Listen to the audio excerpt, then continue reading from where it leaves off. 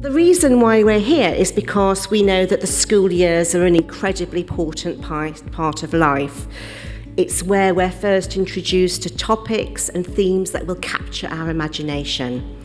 It's where we start to develop the skills that we build on for the rest of our lives. Brilliant to see everybody here tonight from our supporter, initiator schools and nurseries. So yeah, just a massive pat on the back evening really, and a chance to share some experiences. It's something I feel really passionate about. It's really important in schools that we're addressing all aspects of gender and equality within schools. Everybody in schools should be aware of gender inequality. It's been really exciting to talk to students and have assemblies where we've talked about language use around the school and also challenging stereotypes around jobs and expectations of genders.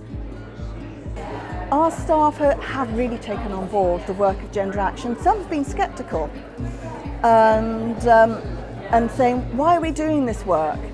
But they have really sort of taken it on board and are doing that self-reflection now. We're monitoring each other, we're monitoring each other's language. There's so much stereotypical language out there.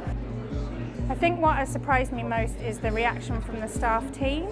There's been some staff who are really on board and really passionate about the work that we're doing, and there's been some staff who have found it quite challenging, and it's just about working with them and helping them to understand why we're doing it and why it's important and opening eyes. And I think it's helped a lot of staff, not only with their practice with the children in the school, but also practice with their children as parents as well. All obstacles and all misleading promises need to be removed so that young people have bias-free expectations. They don't become conditioned or directed into making gendered choices. I think that we've had quite interesting results in terms of expectations for the future and for aspirations. So I think students are using language in a more empowering way about what jobs they want to go into, the way that they are experiencing the curriculum, the way that they're challenging us and they're getting us to think about what we've got on the curriculum. I think just making sure that the children have got equality of opportunity. So, our boys can achieve as well as our girls in things where they're, normally not doing as well, such as writing, and where our girls can start to outperform and have those opportunities later in life. So it's interesting listening about the STEM work and the fact that girls outperform boys at STEM, but they don't actually go into those jobs.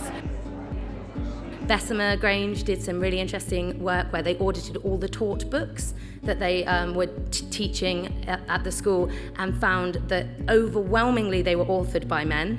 The majority of them were male protagonists. Most of the female protagonists were princesses, and that their BAME children weren't represented at all, which really shocked the teachers when they actually saw it laid out, because most of the students they were teaching were AME.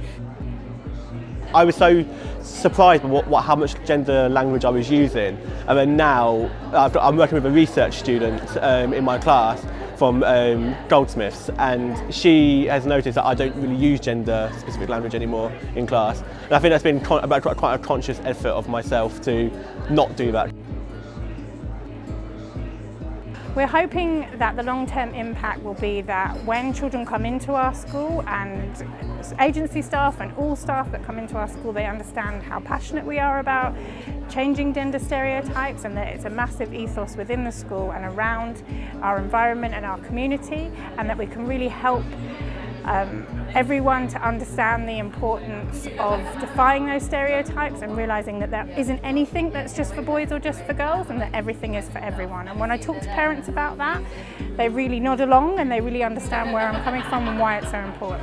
This has to be done collectively, both bottom up in schools but also top down. It has to be a holistic approach.